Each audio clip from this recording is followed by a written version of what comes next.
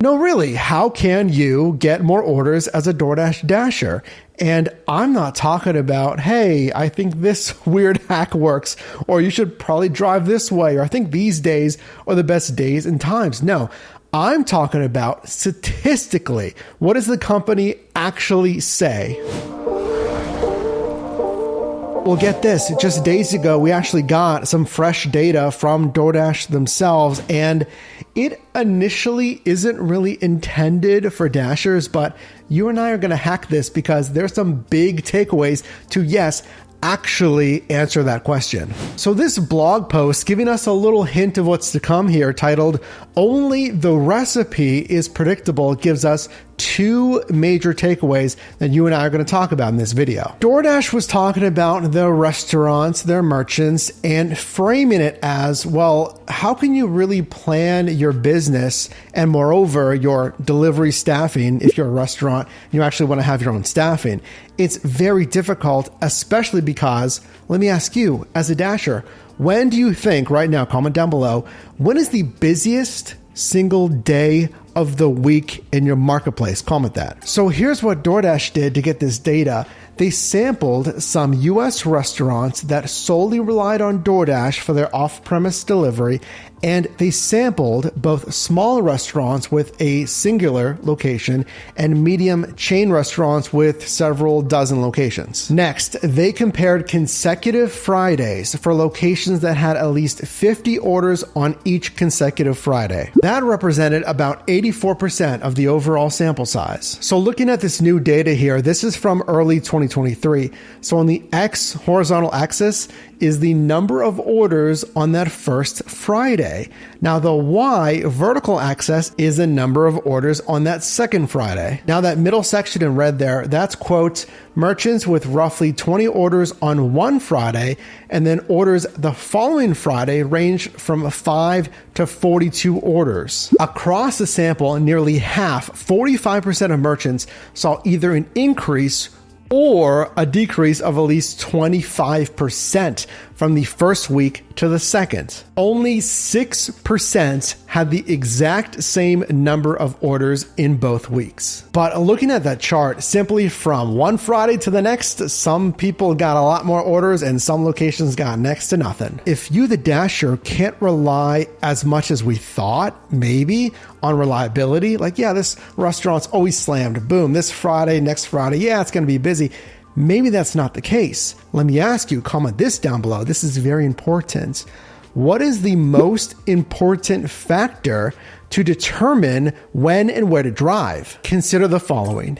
Is it the current bonus pay? Most likely peak pay, the per delivery bonus. Is it your personal experience, knowing your marketplace, your own power strips? Those are areas that are really dense with restaurants or hotspots, unrelated to DoorDash's hotspots. Or is it DoorDash's hotspots, both historical and dynamic hotspots? What about meal patterns? Should you just drive like, hey, dinner shift, it's the busiest shift, maybe 5 until 9. Is it the lunch or is it the breakfast shift? Or should you ignore that and should you consider seasonality? Like, well, I know Uber Eats and DoorDash have reported that the summer slowdown is a real thing, that orders really peak in February and then taper throughout the summer. Or should I just rely on flat density of restaurants? Like, hey, this plaza has the most restaurants, so I should probably have the most options. I have the most choice. I'm going to park and wait over there. Comment which one of those you think is most important and stay until the end of the video. I'm going to give you my exact list, in my opinion, of those considerations. Now, again, should we really rely on predictable orders? Well, before you decide on that, I want you to look at the next set of data here from DoorDash. They say we look at a single restaurant on 10 consecutive Fridays and count the number of orders received during each hour now. So instead of breaking down a group of restaurants Friday to Friday, let's just look at one restaurant Friday to the next Friday to the next Friday, broken down by hour. Look at any patterns here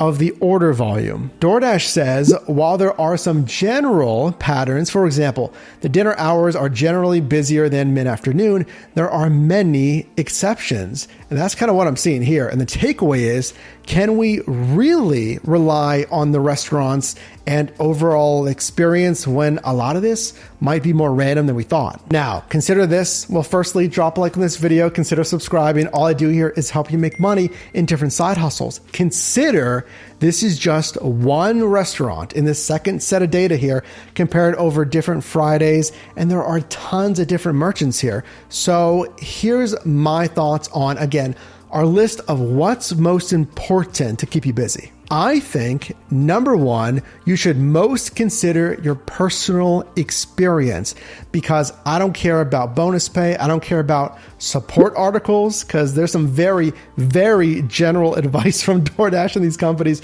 about the best ways to work on their platforms. But once you get out there driving days, weeks, and months, you will know that marketplace better, frankly, even than DoorDash, unless they're going to share some of their market-specific analytics with you. Next, most important thing I would consider to actually get more orders is the current bonus pay. While peak pay, ideally, there's challenges, batch bonuses. I've never really seen a ton of those. Comment down below if you have. But the peak pay is a general emphasis on that. A general indicator of it being a better area. Now, keep in mind, peak pay, it's either what? Historical. So DoorDash's data knows that, yes, typically in that market subsegment, that day and that time, usually it's busy.